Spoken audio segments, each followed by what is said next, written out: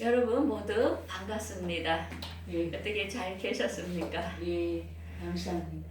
자, 오늘은 이사야서 11장 1절에서 10절 말씀 제목은 천년 왕국에 들어갈 자라는 제목으로 말씀을 전하고자 합니다. 우리가 이 세상에 살다 보면 어떤 위험이 닥칠지 모르겠죠.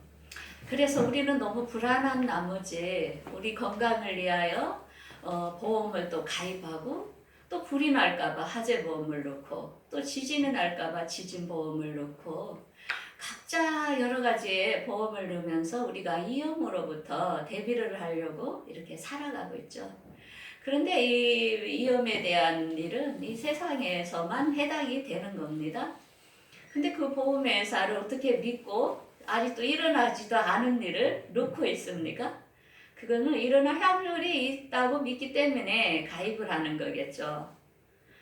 그래도 이제 믿지 않고 안 듣는 사람도 있겠죠. 굉장히 강심장인 사람들. 근데 저는 오늘 이 세상이 앞으로 어떻게 될 것인가, 또한 우리가 죽은 다음에는 어떻게 될 것인가에 대하여 말씀을 전하고자 합니다. 특히 앞으로 우리가 이 세상 살아가면서 우리에게 닥칠 천년 왕국에 들어갈 자가 어떤 사람이며, 또한 천년 왕국을 다스릴 메시아가 누구며, 천년 왕국은 어떤 것인가, 또한 천년 왕국은 언제 이루어질 것인가, 이 세상에 나타나는 현상과 시대를 비추어 오늘 말씀을 전하고자 합니다. 먼저 이 말씀에 들어가기 전에 예수님의 족보를 한번 보도록 하겠습니다. 화면을 보십시오. 예수님은 먼저 우리의 조상 아브라함을 통하여 그 줄기로 이렇게 태어나셨습니다. 자, 오늘 본문에 들어갈 족보는 어디에 해당되냐면은 밑에 빨간색으로 표시를 해놨죠. 이세, 다음에 다윗, 그 다음에 다윗 왕 밑에 누구죠? 솔로몬 왕이죠. 자, 이때 이세의 줄기에서 한 싹이를 일단은 말씀하고 있는데, 우리 11장 1절 말씀을 함께 읽겠습니다. 이새의 줄기에서 한 싹이 나며 그 뿌리에서 한 가지가 나서 결실할 것이요. 자, 이새의 줄기에서 한 싹이 나며, 왜? 그 이새의 아들은 다윗 왕인데 다윗 왕의 줄기에서가 아니고 이새로 이렇게 예포하고 있습니다. 얼마나 약한 줄기인지 한번 화면을 보세요. 자, 이새의 줄기란 뭐냐? 위에 그 통째로 위에 딱 잘려나간 상태에서 한 싹 연약한 이 싹이 나오는 것을 예포하고 있는데요. 자, 이게 얼마나 연약한지 함께 읽어보겠습니다. 그는 주 안에서 자라나기를 연한 숲 같고 마른 땅에서 나온 뿌리 같아서 고운 모양도 없고 풍채도 없는, 즉 우리가 보기에 흠모할 만한 아름다운 것도 없도다. 자, 예수님의 나시는 것은 얼마나 초라할 것인지 이렇게 예언을 하고 있습니다. 자, 우리가 예수님의 탄생된 그 역사적 배경을 보면은 정말 예수님은 이렇게 마국간에서, 그 나귀를 키우는 마국간 규유에서 예수님이 탄생했습니다. 이 세상에 어느 누구도 이렇게 초라하게 탄생된 사람은 없었겠죠. 그리고 예수님은 남편이 있는 몸이 아닌 동정녀 마리아를 통하여 이 세상에 오셨기 때문에 아버지가 없이 사생아였습니다. 그래서 굉장히 그 세상의 유대 사람들에게 놀림을 받기도 했죠. 근데 예수님은 이 만왕의 왕이시지만 이분은 자라는 동안 목수로서 그 생계를, 형제들을 보살피는 그런 일을 감당했습니다. 이 예수님께서는 BC 4년에 태어나셨는데, 예수님이 30세 되던 해에 예수님께서는 제자들을 다 어부 출신들, 그리고 세리들을 부르셨고, 또한 여인들, 그 연약한 여인들과 또한 귀신 들린 사람들, 가난한 자들, 이런 자들의 친구가 되어 주셨으며 이 예수님은 하나님의 말씀을 순종하기 위하여 온 세상의 인류와 허물의 죄를 대신하여 십자가에서 돌아가셨습니다. 이 예수님이 이렇게 죽음으로 끝난 것이 아니라 이분은 부활하셨다는 겁니다.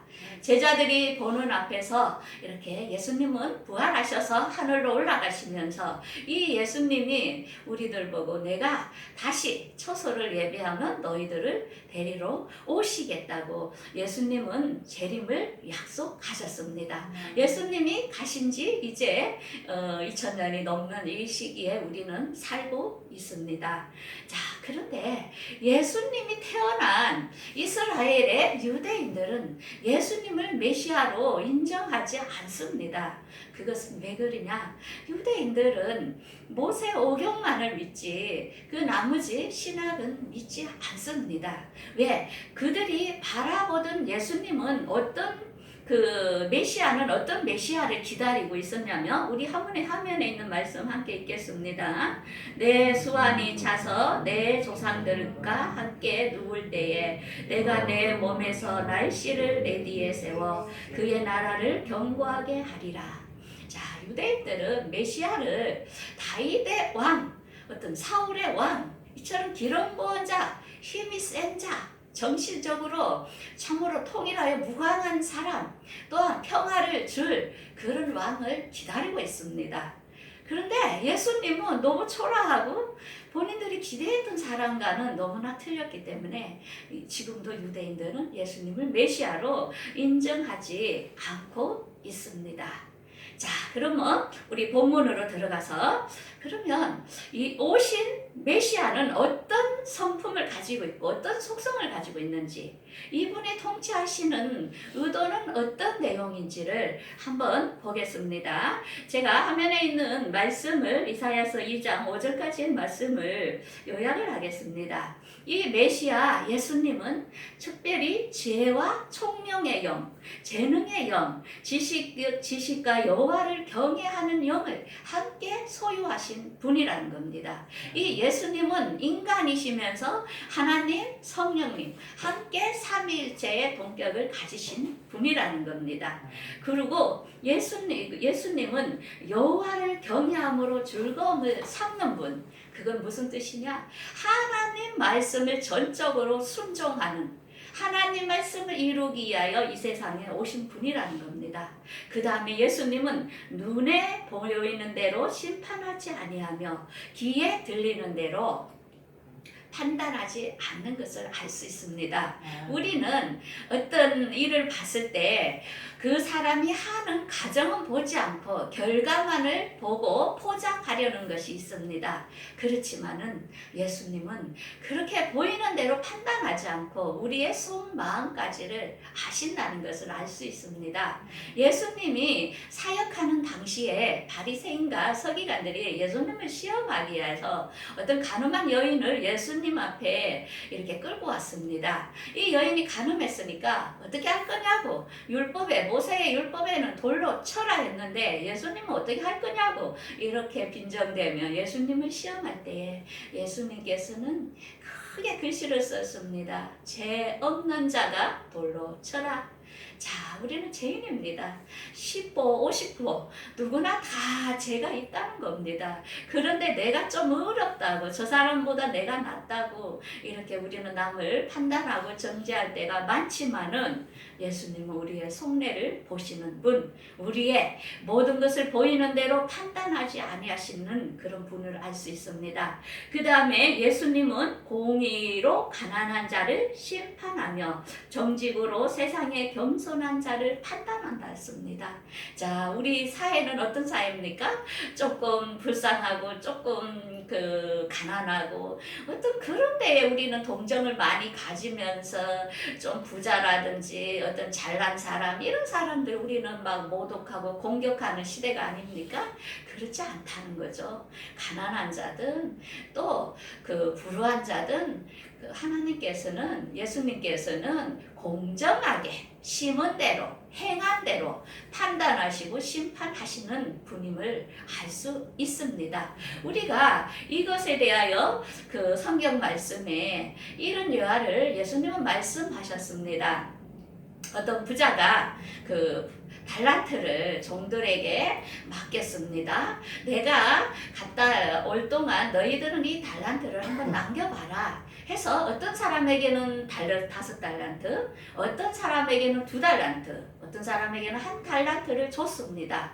그런데 5달란트 가진 사람은 열심히 노력하여 더 5달란트를 더 남겨 10달란트가 되었고, 또한 2달란트를 가진 사람은 또 열심히 장사를 해서 또 2달란트를 더 남겨 4달란트가 되었는데, 1달란트 가진 사람은 예수님이 나쁜 사람이다, 완악한 주인이라 이렇게 어떻게 생각함으로, 그 주인을 그렇게 생각함으로 땅에다가 파묻어두고 남기지 않았습니다. 그 부자가 왔을 때 그 달란트를 세어봤을 때 1달란트 가진 사람은 아무것도 남기지 않았기 때문에 그분은 한마디로 주인을 무서운 사람, 나쁜 사람으로 오해한 겁니다. 그래서 그 1달란트라도 없어지면 큰일 날까봐 아예 은행에 넣지도 않고 가지고 있었다는 거죠. 그래서 그것을 그 부자는 빼사서 누구에게 줬습니까? 5달란트 가진 사람들에게 준 것을 우리가 알 수 있습니다. 우리는 일하지 않는 것 굉장히 예수님은 싫어하셨습니다. 사도 바울도 복음을 전할 때에 자비량으로 하기 위하여 본인이 장막을 만들어가면서 복음을 전하였습니다. 게으르고 나태한 걸 가장 싫어하신다는 거죠. 그래서 우리가 심은 대로, 행한 대로 공정하게 판단하시는 만왕의 왕 메시아라는 것을 알 수가 있습니다. 그 다음에 그는 그의 띠로, 공의로 그의 허리띠를 삼고 또한 성실로 그의 몸을 띠로 삼는다는 것을 알 수 있습니다. 어떤 진리에 대해서 중심을 딱 잡고 판단하시는 예수님을 알 수 있습니다. 자, 그러면 그분이 다스리는 이 천년왕국, 앞으로 예수님이 오셔서 이 지구상에 천년왕국이 이루어질 것인데 그때 어떤 시기일까? 천년왕국은 과연 어떤 곳일까? 너무나 궁금하죠. 여러분들 한 번도 안 들어보신 분도 많을 겁니다. 자, 화면에 있는 말씀 6절에서 9절 말씀을 제가 요약하겠습니다. 그것은 천년왕국은 이리가 어린 양과 함께 살며 송아지와 어린 사자가 살찐 짐승이 함께 있는 곳. 자, 이렇게 될 게 너무나 상상이 가지 않지요. 원래는 우리를 하나님께서는 이 세상을 창조하실 때 우리가 짐승들과 함께하며 짐승이 서로 잡아먹히는 그런 사회를 요구하지 않았습니다. 우리 아담과 하와가 죄를 지면서 이 땅 위에 죄가 들어오면서 모든 생태계와 모든 이 파괴가 돼서 우리가 서로 미워하고 원망하고 이런 사회를 만들어진 것입니다. 이러한 것을 예수님이 오시면 회복시키겠다는 것입니다. 그래서 많은 피조물들도 예수님의 재림을 고대하고 있는 것입니다. 그리고 암소와 곰이 함께 먹으며 사자가 소처럼 풀을 먹을 것이며 젖먹는 아이가 독사의 부둥에서 장난하며 젖된 어린아이가 독사불에 손을 놓으며 이 너무나도 편안한 이러한 곳이 천년왕국입니다. 그곳은 어떻게 해됨도 없고 상함도 없는, 또한 물이 바다를 덮음같이 여호와를 아는 지식이 세상에 충만할 것임이라 말하고 있습니다. 그때가 되면 많은 사람들이 하나님을 아는 지식이 충만해질 거라는 겁니다. 우리가 하나님을 알 때에 범죄와 모든 것이 없어지며 어떤 핵무기를 만드는 것은 우리 인간의 치료 목적으로 사용될 것이며 많은 전쟁을 위하여 만들었던 무기를 우리 인간을 위하여 좋은 농기구를 만든지 좋은 것으로 이렇게 할 사람들의 마음이 서로 합력해서 선을 이루는 그런 나라로 이룩하게 될 것입니다. 그러면 이러한 천년왕국이 언제 이루어질 것인가? 것인가? 우리가 막연하게 기다릴 것이 아니라는 겁니다. 이것이 곧 다가올 수 있다는 것을 우리는 명심해야 되겠습니다. 이때는 언제냐면은 하나님 말씀에 데살로니가후서 2장 2절에서 4절은 말씀합니다. 천년왕국이 가까우는 시기에는 어떤 일이 일어나냐? 먼저 배도하는 일이 있을 것이랍니다. 그 다음에 불법의 사랑 곧 멸망의 아들 적그리스도가 나타나서 이 세상을 통치할 것이며, 그 다음에 그가 하나님의 성전 이스라엘의 성전에 앉아서 본인이 하나님이라고 자기를 섬기라고 할 사람이 이 땅에 나타날 거라고 이야기하고 있습니다. 자, 우리가 놀라운 것은 뭐냐? 지금 충격입니다. 2020년 세계 종교 연합을 선언했습니다. 네덜란드 헤이거에서 지금 있을 예정인데, 평화라는 어떤 그런 공약을 내세워 그 불교, 기독교, 힌두교, 이슬람교, 유대교 모두가 모여서 평화라는 조약을 맺게 될 겁니다. 우리는 하나님 앞에 한 하나님을 섬기는 하나로서 우리가 평화를 이루자 하는 목적으로 이렇게 서로 연합을 하는 이런 사회가 지금 이루어지고 있다는 겁니다. 우리가 올해를 한번 지켜보시기 바랍니다. 그 다음에는 어떤 일이 있을 것이냐? 편안하다, 안전하다 할 평화 조약을 맺게 될 것이라고 합니다. 그것은 뭡니까? 어떤 이스라엘과 팔레스타인 그 중동 지역은 한없이 싸움으로 지친 나라입니다. 그 나라를 어느 누가 지금 그 조약, 이제 싸우지 말자 하는 어떤 7년 계약을 맺는 그런 조약을 이루어질 것인데, 자, 누가 그 조약을 맺을 것인지 우리는 유심히 살펴볼 필요가 있습니다. 예, 멀지 않지요. 자, 그러면서 이 땅 위에 어떤 일이 일어날 것인가? 예수님이 오시기 전에는 먼저 계시록 9장 14절 말씀에 말씀하고 있는데, 큰 강 유브라데스 강에 어떤 일? 그 결박한 천사들을 풀어주면서 이곳에 중동 전쟁을 지금 예언하고 있습니다. 인구의 3분의 1이 죽을 것입니다. 왜 이곳에서 예수님 오시기 전에 인구의 엄청난 숫자가 죽느냐? 그것은 그들이 예수님을 십자가에 못 박았으며 예수님을 그 괴롭힌 그 죄값을 예수님 오시기 전에 치르게 된다는 겁니다. 자, 우리가 중동 지역을 한번 보겠습니다. 그 화면에 보면 유브라데스 강, 티그리스 강, 메소포타미아 강 두 개 이렇게 나와 있죠. 예루살렘하고 거리가 얼마나 떨어져 있습니까? 제가 빨간 걸로 줄을 쳐놨죠. 이곳에서 전쟁이 일어날 것을 우리는 목격을 할 수 있을 것입니다. 이 전쟁을 보면은 예수님이 그 우리를 데리러 오실 때가 바로 됐구나. 우리가 깨어날 필요가 있다는 거죠. 그 휴거를 우리 계시록 11장 11절에서 12절 말씀을 우리 함께 읽겠습니다.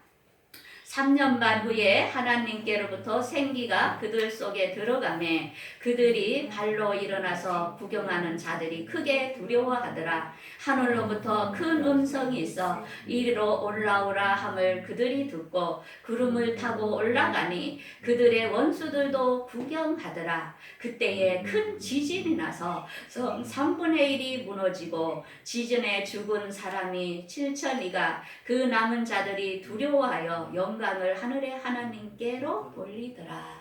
자, 그 다음에 한 절 더 보겠습니다. 데살로니가전서 4장 16, 17절은 이렇게 말씀합니다. 주께서 호령과 천사장의 소리와 하나님의 나팔 소리로 친히 하늘로부터 강림하시리니 그리스도 안에서 죽은 자들이 먼저 일어나고 그 후에 우리 살아남은 자들도 그들과 함께 구름 속으로 끌어올려 공중에서 주를 영접하게 하시리니 그리하여 우리가 항상 주와 함께 있으리라. 주님은 분명히 우리를 데리러 오신다고 약속을 했습니다.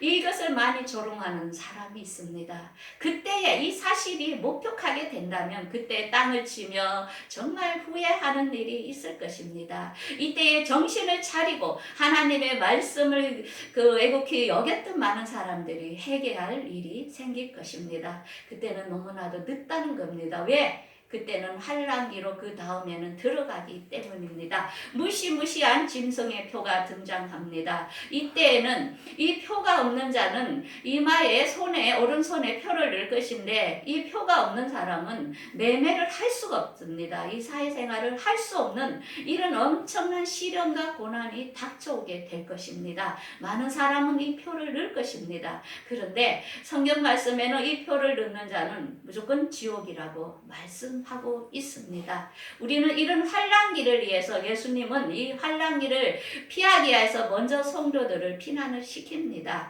이것을 안 적그리스도들도 지금부터 지금 UFO를 있다고 하면서 사람들을 납치해 간다면서 어떤 그것을 이렇게 많이 보도하고 있는데 우리가 속으면 안 되는 것입니다. 이때가 되면은 7년 환란 7년에서 후 3년 반이 되면은 이 땅에는 무시무시한 재난이 쏟아집니다. 그때는 완전히 하나님의 진노가 이 땅에 쏟아붓기 시작하는데 제가 읽겠습니다. 첫째 천사가 가서 그 대접을 땅에 쏟음에 짐승의 표를 받은 사람들과 그 우상에게 경배하는 자들과 그 우상에게 경배하는 자들에게 악하고 독한 종기가 나더라.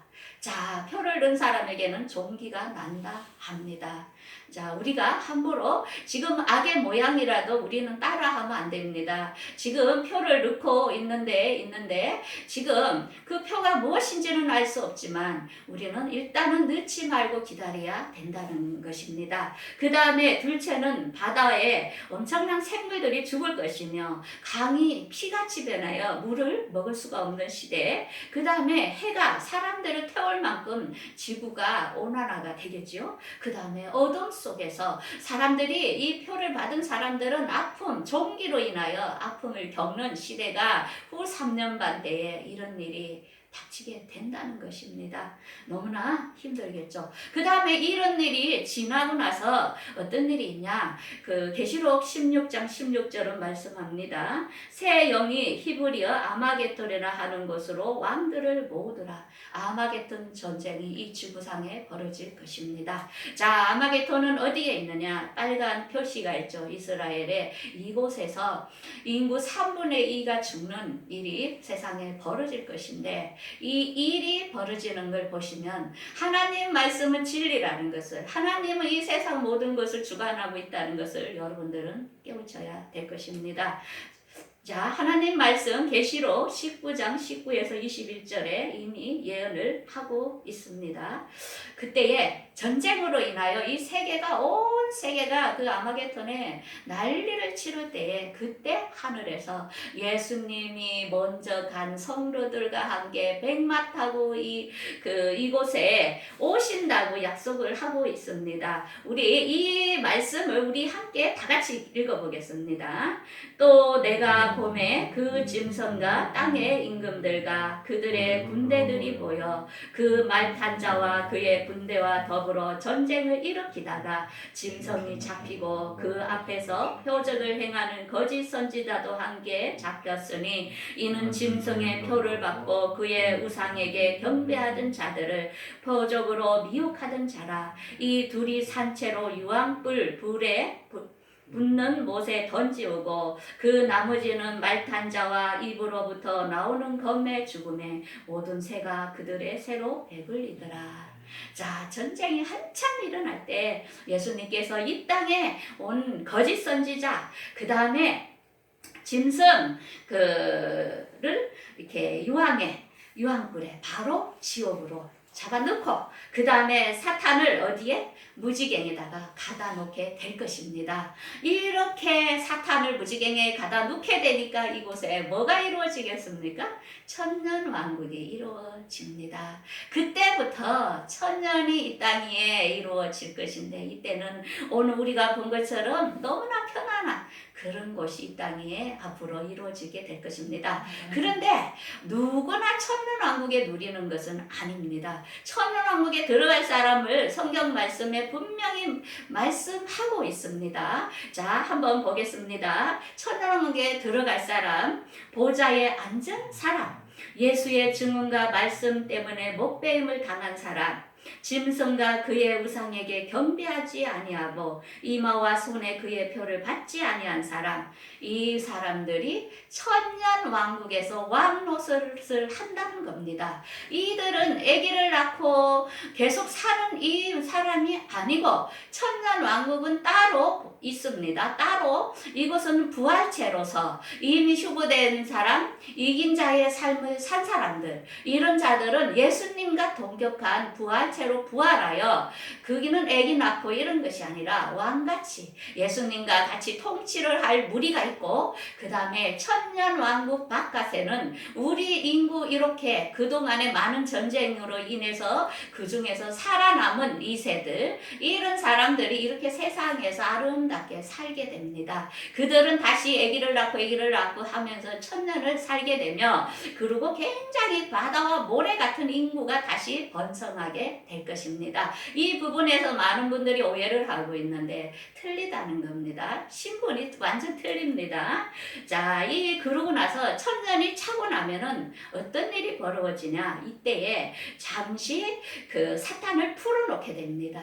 그렇게 하나님 지배 안에 예수님의 통치 아래 살았지만 또 세월이 흐르다 보면은 많은 사람들은 또 예수님을 배반하게 되는 사람들이 나타날 거랍니다. 이때의 마지막으로 그 곡과 마국의 전쟁을 통하여 알곡과 쭉정이를 가르는 시기가 되는데, 이것이 끝나고 나면 둘째 사망이라고 백보자 심판에서 그 하나님께서 완전하게 우리의 행위와 또한 생명책에 기록된 자와 행위록에 기록된 자의 책을 펼치면서 우리를 판단하게 될 것입니다. 이때에 완전히 지옥과 천국으로 갈라넣게 되는데, 그런데 천년왕국에 들어갔던 이긴 자의 삶을 산 사람은 백보자 심판을 거치지 않고 바로 새 예루살렘 천국으로 바로 들어가게 되는 것입니다. 나머지는 지금까지 지옥에 있는 사람, 그동안 살았던 사람, 모든 사람들은 그 한 번은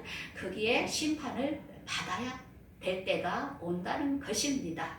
자, 그것은 어떤 곳이냐? 우리가 저번 주에 새하늘과 새 땅을 제가 잠시 소개를 했죠. 그것은 정말로 그 빛이 빛나고 그 땅이 그 정금으로 되어 있고 진주 12문이 있는 그 아름다운 것을 준비해 놓고 계신다는 겁니다. 그때까지 가기에는 시간이 걸리지만 우리가 오늘이라도 바로 죽는다면 우리는 이미 낙원으로 가게 됩니다. 그래서 여러분들 아무렇게나 산다고 다 좋은 곳에 가는 건 아닙니다. 우리 행위에 따라 모든 것은 차이가 있다는 것을 알아야 됩니다. 자, 그러면 우리가 앞으로 닥쳐올 너무 가까이 있는 이 천년왕국에 들어가기 위해서 또한 우리가 오늘이라도 죽음을 맞이할 수 있는 것입니다. 이런 곳에 해결함을, 우리가 죽음 다음에 해결을 받기 위해서는 먼저 무엇을 해야 되냐? 예수님을 먼저 영접을 해야 돼야만이 그분은 하나님의 자녀로 먼저 인을 딱 치게 되는 것입니다. 예수님을 여러분들 이 시간 영접하고 싶은 분은 저를 따라서 같이 한번 기도해 보겠습니다. 하나님, 저는 죄인입니다. 지금까지 많은 죄악 가운데서 살았습니다. 이 시간 저의 죄를 용서하여 주옵소서. 이제 저의 죄를 십자가에서 담당하신 예수님을 저의 마음에 저의 구주로 모셔드립니다. 앞으로 저를 인도하여 주옵소서. 예수님 이름으로 기도합니다. 아멘. 우리 함께 기도하겠습니다.